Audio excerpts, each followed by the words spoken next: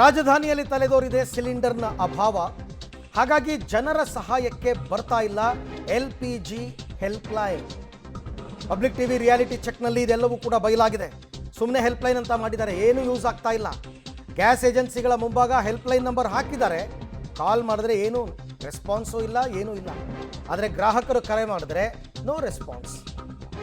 ಹಾಗಾದರೆ ಯಾಕೆ ನೀವು ಹೆಲ್ಪ್ಲೈನ್ ನಂಬರನ್ನು ಬಿಡುಗಡೆ ಮಾಡಿರ್ತಕ್ಕಂಥದ್ದು? ಯಾಕೆ ಕೊಟ್ಟಿದ್ದೀರಾ ಎಲ್ಲ ಕಡೆ? ಅದನ್ನು ಚೆಕ್ ಮಾಡಿದಾಗ ಪ್ರಯೋಜನಕ್ಕೆ ಬರ್ತಾ ಇಲ್ಲ. ಇದನ್ನೇ ಜನರು ಕಂಪ್ಲೇಂಟ್ ಮಾಡ್ತಾ ಇರೋದು. ಮೇಲ್ನೋಟಕ್ಕೆ ನಮಗೇನೋ ಹೆಲ್ಪ್ ಮಾಡ್ತೀವಿ ಅನ್ನೋ ರೀತಿ ನಾಟಕ ಆಡ್ತಾರೆ, ಬಟ್ 10 ದಿನ ಆದರೂ ಸಿಲಿಂಡರ್ ಬರ್ತಾ ಇಲ್ಲ. ಹಾಗಾಗಿ ಅನೇಕ ಗ್ಯಾಸ್ ಏಜೆನ್ಸಿಗಳ ಮುಂದೆ ಜನರ ಕಂಪ್ಲೇಂಟೇ ಇದು.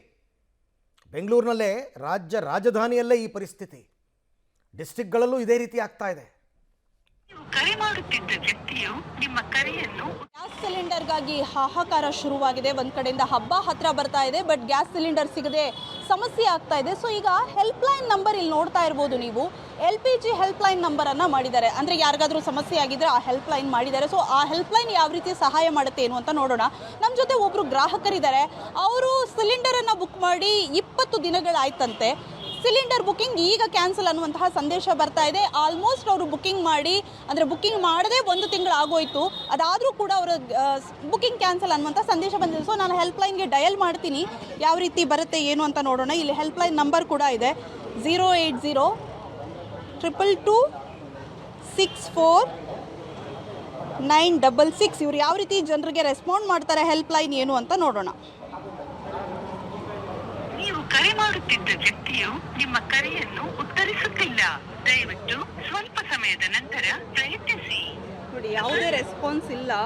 ಸೊ ಮತ್ತೆ ಇನ್ನೊಂದ್ಸಲ ಕರೆ ಮಾಡೋಣ, 0802222649666. ಇದು ಗ್ರಾಹಕರ ಫೋನಿಂದಲೇ ಮಾಡ್ತಾ ಇರುವಂಥದ್ದು. ಯಾವ ರೀತಿ ರೆಸ್ಪಾನ್ಸ್ ಕೊಡ್ತಿದ್ದ ವ್ಯಕ್ತಿಯು ನಿಮ್ಮ ಕರೆಯನ್ನು ಉತ್ತರಿಸುತ್ತಿಲ್ಲ.